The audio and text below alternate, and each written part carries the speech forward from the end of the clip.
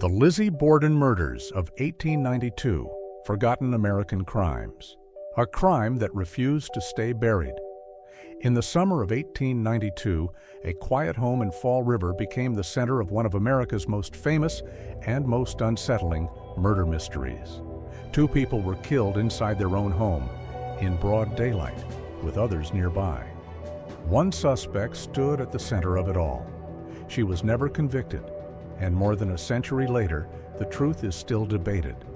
This is the story of Lizzie Borden. The late 1800s were a time of strict rules and quiet households.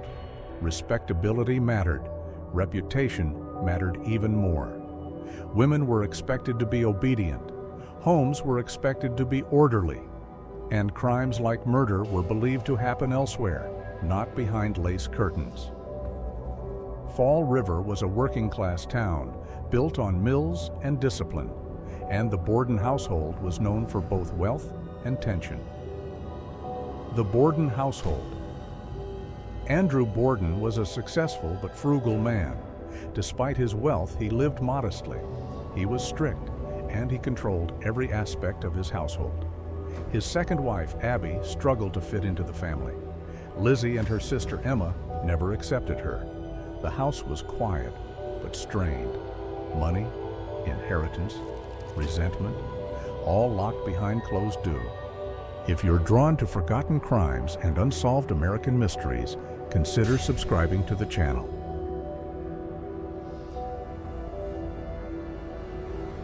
The morning of August 4, 1892. That morning began normally. Andrew left the house. Abby remained upstairs. Lizzie stayed inside. Servants moved in and out. Nothing seemed unusual until the house went silent. Discovery. One body, then another. Abby Borden was found upstairs. Andrew Borden was later found downstairs.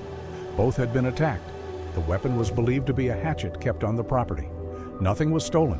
No intruder was seen fleeing, and the doors were locked. The crime made no sense. Lizzie Borden, the center of suspicion. Lizzie's behavior immediately drew attention. Her stories changed. Her timeline was unclear, and witnesses contradicted parts of her account.